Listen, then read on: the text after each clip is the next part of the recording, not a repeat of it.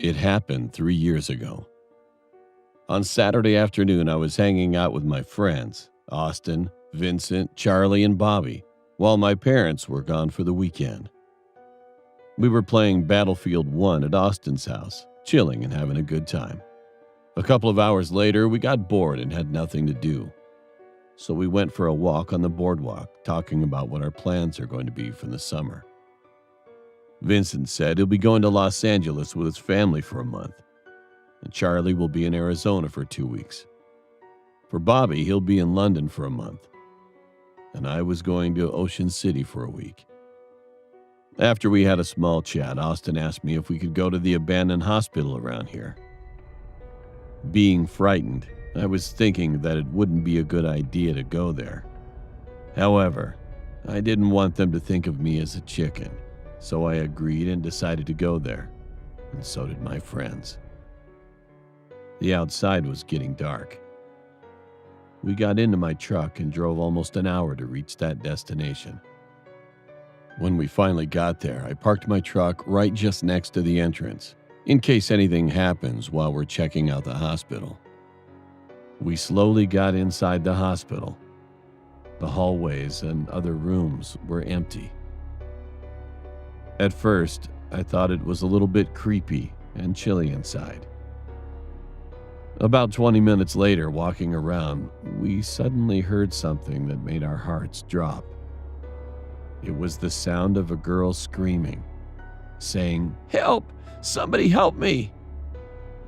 Then I heard some guy saying, "Shut your mouth," with a rough voice. We decided to follow the sound.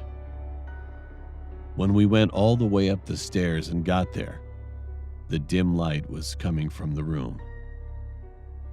I told my friends not to move a muscle while I was slowly approaching and peeking through the room. And what I saw was just unbelievable. A girl was taped around her legs, arms behind her back, and even her mouth now. I quietly told my friends to come to the room. I didn't see the other guy, so we quickly approached her, releasing the tape around her. "Thank you, guys," she said. "What's your name and what happened?" I asked her, and she replied, "My name is Hannah.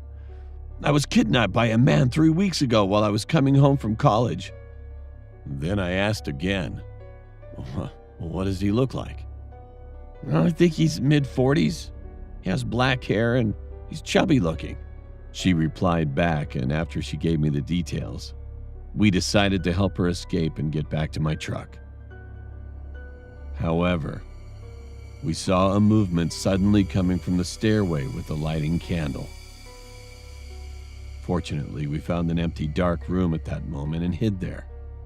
And not long after, I could see a figure wearing a flannel shirt, jeans, boots, and came into the room. He was holding a big machete. I was positive that creepy man was the one Hannah was talking about.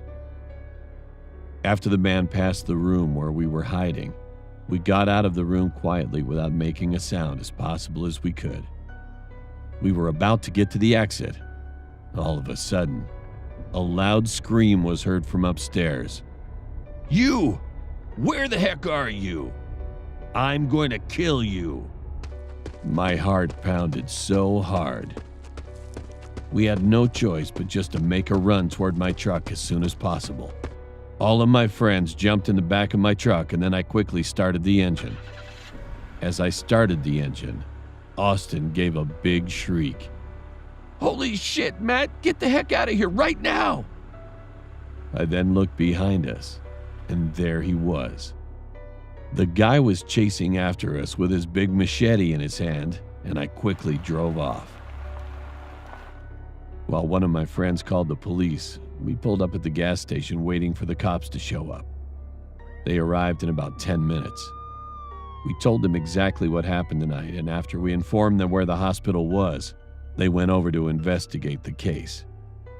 They eventually caught the man soon.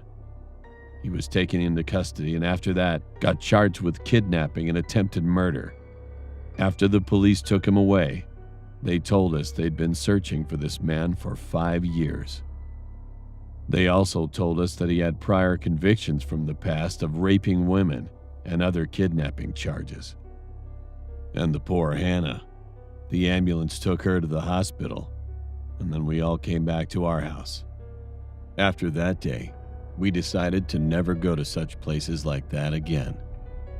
I still can't stop thinking about what would have happened if we failed to escape.